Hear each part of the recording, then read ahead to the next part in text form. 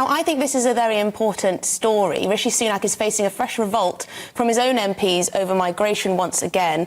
There are fears that the Prime Minister will hand thousands of student visas to India as part of a bumper trade deal. So MPs who are already concerned about net migration, which of course hit a record high this year, are now threatening to force a vote in Parliament over the deal. They don't want to see visas as part of this trade deal. So joining me now is Director at the Centre for Migration and Economic Prosperity, Stephen Woolfe. Stephen, can you shed some light on this? Why are visas even part of this potential trade deal? Well, it's very important for the Indian government to be seen to be able to open up markets for its own people. And they're using this trade deal with the United Kingdom to enable them to allow more of their students to come out to the UK and be educated here, because they think there's an advantage for them coming back. But I've been speaking to many Indians involved in this kind of educational link. And one of them said this morning is that part of the reason is because the Indian government is not investing enough in high quality education in its own country. And secondly, there is a real stigma for those who are not at the top end of the universities in India, not being able to get jobs. And therefore, if their students are being educated in the UK, they feel that they can get their own jobs back there much more easily. And so it's a dual success story for India, or the Indian government, if they're able to get this deal through. So essentially, they don't have enough decent, good quality universities in India to meet demand. That's the issue here for India. And that's impacting many of the young people's abilities to be able to get high quality jobs backing those growth industries that they have in India. And they do have some strong growth industries. They've got some growth sectors, but they don't feel that from the universities they're going to, they're being looked upon as favorably. So therefore, for them, their view is let's get educated abroad.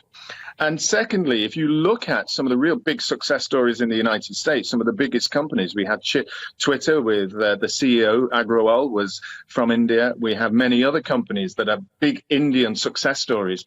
They feel that they can also make it abroad. And so he's trying to give a success story to his own people by enabling them to come to the UK.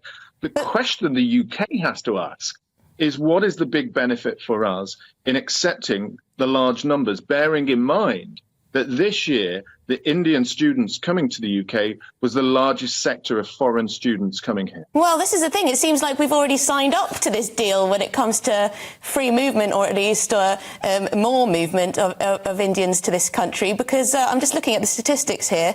Total of 142,848 study visas were granted to India last year. That was an increase of 50% on the year before. So we're already giving out visas willy-nilly when it comes to study visas. So I can't imagine how many more we could possibly offer.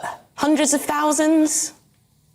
Well, I think, unfortunately, it's also part of the government's policy that they want to try and bring in as many more foreign students to pay higher fees over here from across the globe. They see our education system as being one that we can sell abroad and make some foreign exchange dollars, pounds, currencies, whatever they want, over into the UK.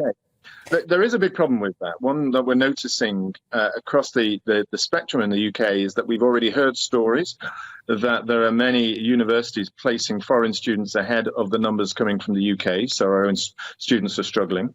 Secondly, we had really the appalling story this week in Huddersfield, where students were actually removed from their accommodation that they were going to be in for their studies and replaced by those who are now coming across on the boats.